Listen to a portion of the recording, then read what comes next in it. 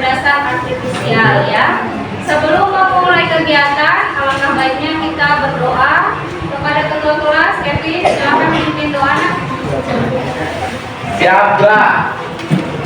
Sebelum memulai pembelajaran, mereka berdoa agama dan kepercayaan kita masing-masing. Berdoa dimulai. Berdoa selesai.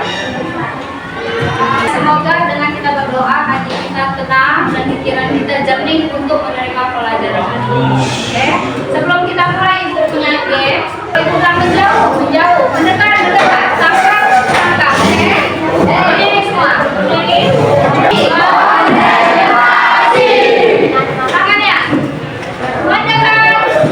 Menjauh. Menjauh. Mendekat. Tangkap.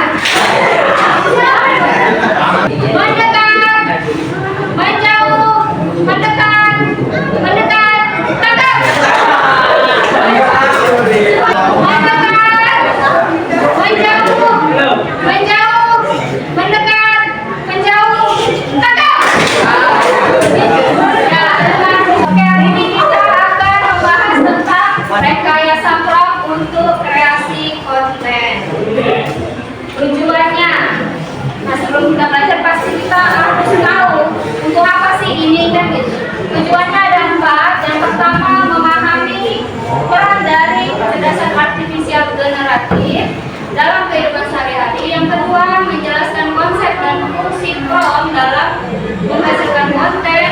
Yang ketiga, membedakan unsur-unsur prompt, mana yang prompt yang baik dan mana yang kurang efektif. Dan yang keempat, mempraktikkan strategi zero shot dan few shot dalam penyusunan prompt. Ini yang akan kita lakukan hari ini. Kalau bisa tujuan ini tercapai. Tapi sebelum ke sana kita bahas dulu pelajaran yang minggu lalu. Minggu lalu kita sudah membahas ada jenis-jenis kecerdasan artifisial. Berapa jenis kecerdasan artifisial? Pertama,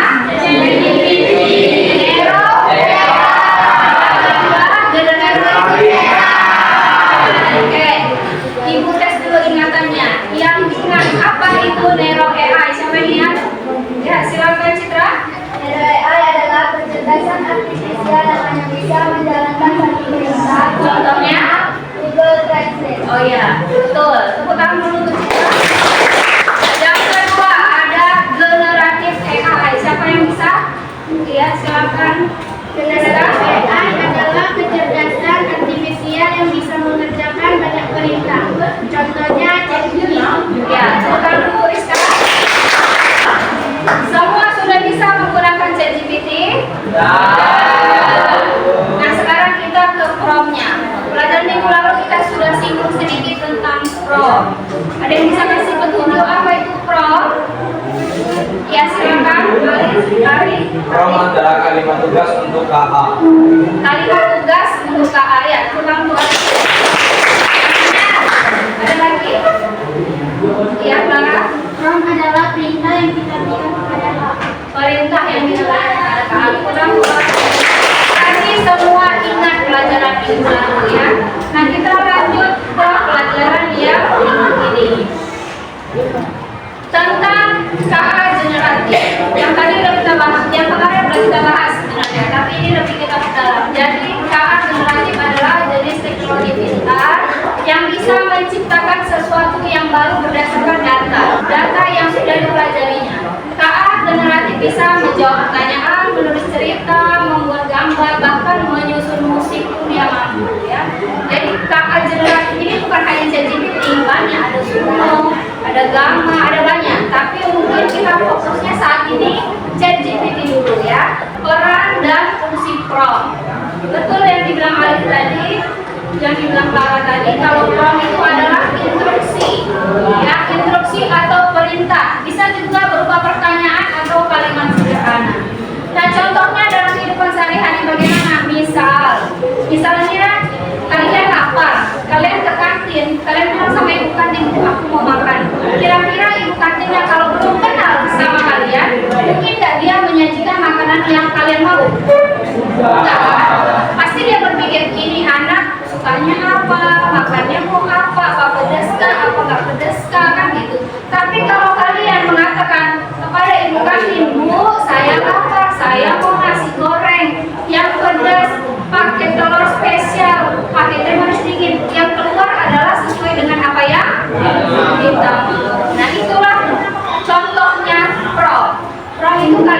yang harus sesuai dengan yang kita inginkan, ya.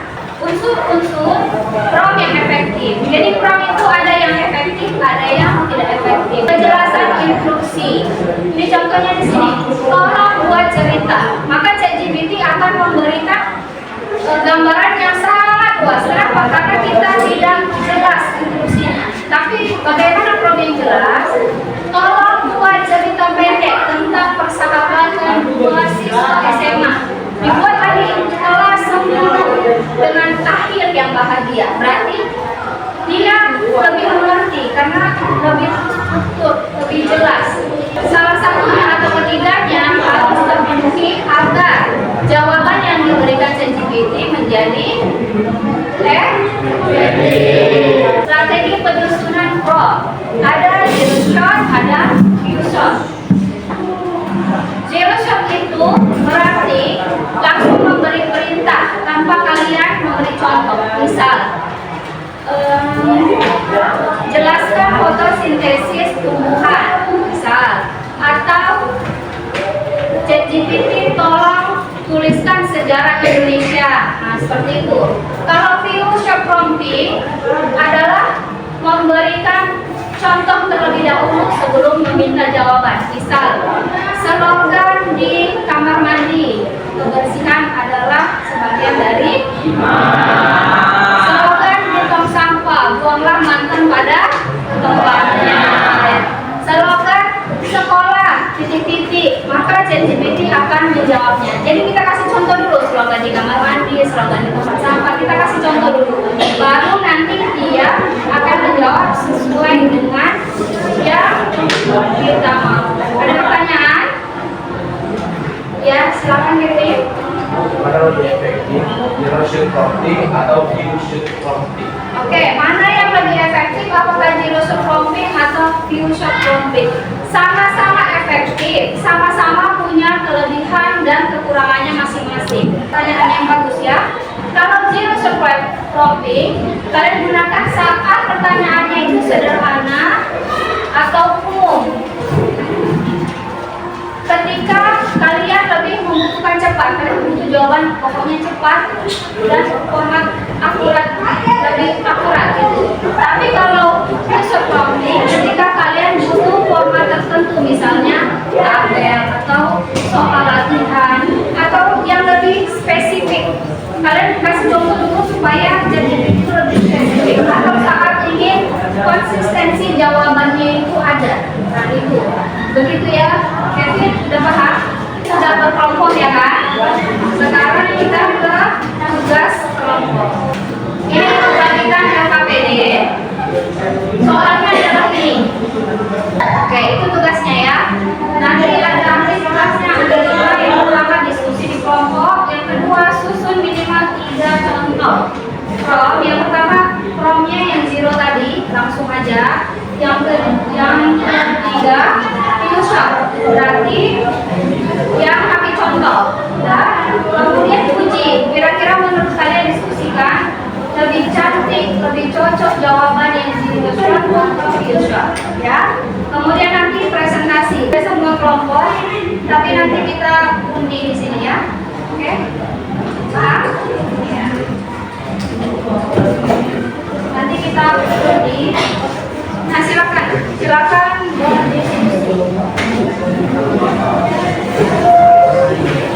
dibuka ChatGPT-nya.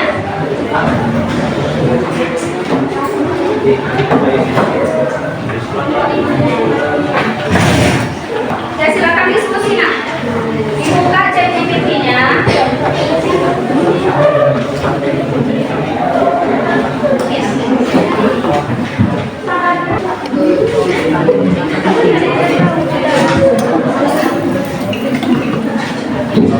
Jadi buka ChatGPT-nya.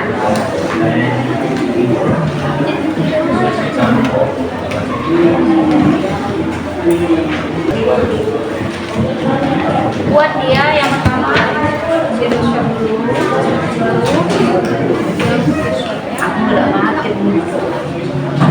mana handphone yang udah dibuka? ChatGPT-nya coba di kita deh, cocok nggak?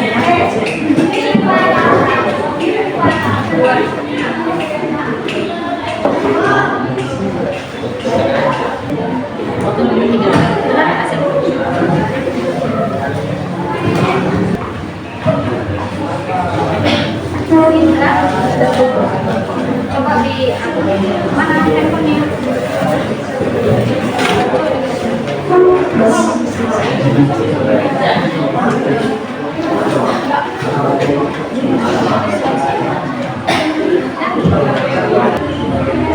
Ya waktu diskusinya 5 menit aja ya.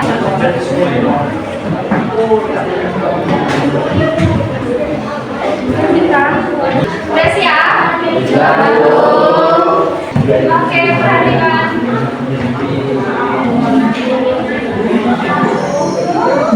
Ya, maaf tidak.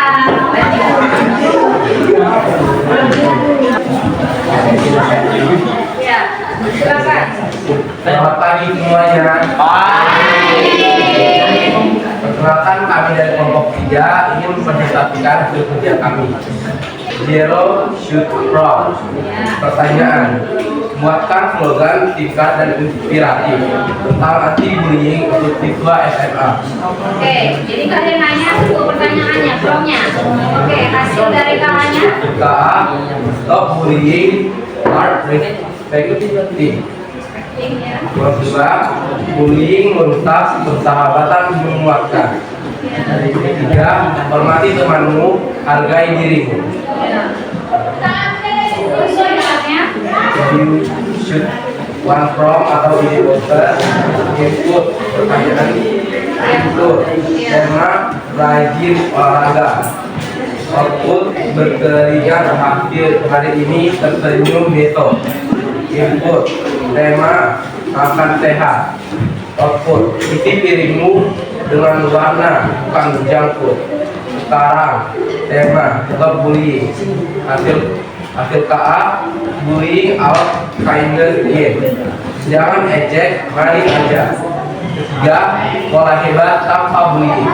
Analisis. Kesimpulannya ya, mana lebih bagus general shot atau full shot untuk kasus yang ini? Menurut kelompok kalian? Zero shoot menghasilkan slogan pendek seperti bullying tetap respecting jelas tapi standar.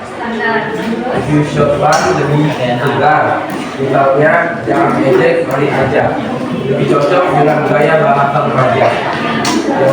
You shot two memberikan kombinasi visual plus slogan seperti poster papan larangan, next stop bullying, lebih mudah dipahami. Oke.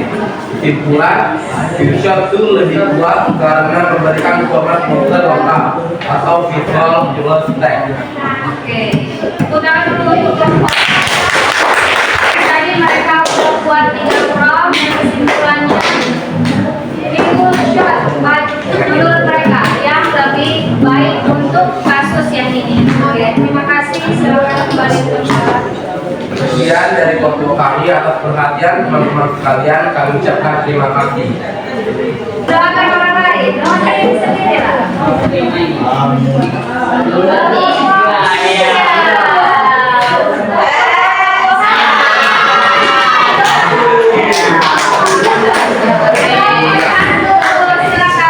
Jadi kami dari kelompok 1 akan mempresentasikan hasil diskusi kami. Jadi yang pertama dari Zero Shoot buatkan ide kampanye 5 ide kampanye anti-bullying untuk poster digital OSIS yang mudah dipahami siswa SMA.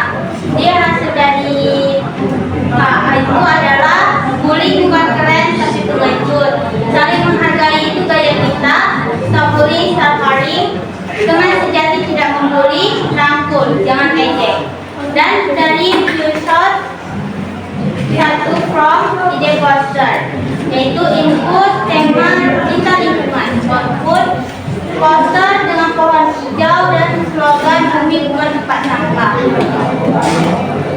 Input tema hidup sehat, output poster dengan siswa olahraga dengan teks sehat itu keren. Sekarang tema anti bullying di sekolah. Hasil dari KA, poster dengan gambar siswa saling merangkul dengan teks teman bukan lawan. Poster dengan ilustrasi kelas harmonis, teks sekolah damai tanpa bullying. Analisis yang kami dapatkan, Zero Shoot memberikan slogan cepat misalnya stop bullying, stop caring, tapi cenderung umum dan mirip dengan kampanye yang sudah ada. Yusuf satu lebih terarah ke ide poster visual, misalnya poster siswa saling merangkul, teks teman pahlawan atau musuh. Yusuf dua menghasilkan slogan singkat yang lebih variatif seperti bullying hancurkan masa depan, lebih menyentuh emosi siswa. Kesimpulannya, Yusuf lebih efektif terutama untuk menghasilkan slogan inspirasi. Sekian dari kelompok 1, terima kasih.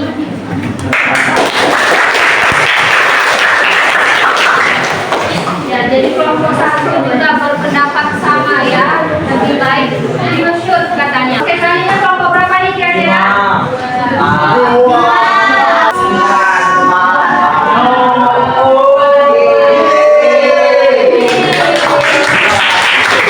Silakan kelompok 2. Selamat siang semuanya. Kami dari kelompok 2 akan mempresentasikan hasil kerja diskusi kami. Oke, saya akan membacakan. Dear Yusro, tuliskan contoh desain poster digital tema anti-bullying yang menarik perhatian siswa. Persiapannya, poster dengan ilustrasi siswa saling membantu. Teks, bullying bukan budaya kita. Poster dengan simbol stop and text, stop bullying now. Views and learn from. Ide poster. Input. Topik hemat energi. Output. Poster lampu mati dengan teks hemat energi selamatkan diri. Input. Topik anti narkoba. Output. Poster dengan tanda hitam merah besar. Masa depanmu lebih penting. Sekarang, topik anti bullying di sekolah. Hasil KA. Poster dengan siswa berdiri bersama. Teks. Bersatu lawan bullying. Poster dengan saling merangkul. Teks. Solidaritas tanpa bullying. Yusuf to from. Slogan. Buatkan 3 ide visual poster anti bullying. Contoh. Tidur cukup. Gambar. Jam tidur. Tidur berkualitas. Tidur berkualitas. Sekarang, stop bullying. Hasil KA. Ilustrasi siswa tersenyum bersama. Teks, friendship over bullying. Gambar hati besar di tengah siswa. Teks, empati bukan etika. Visual karena bersatu. Teks, together against bullying. Analisis. Yusuf menghasilkan ide yang lebih siap pakai dan inspiratif untuk desain poster. Kami akhiri hasil presentasi kami. Selamat siang. Hanya itu ya pelajaran kita hari ini, tapi sebelum ditutup itu kamu dulu karena itu memberikan refleksi. Refleksi itu bisa juga kesimpulan, bisa juga penutup gitu. Ada yang mau memberikan refleksi? Iya, Amel. Ya, silakan Amel. Penggunaan fitur yang baik akan menghasilkan data yang baik pula dari KA. Dan ChatGPT telah membantu kami dalam mengerjakan tugas sehari-hari sebagai siswa.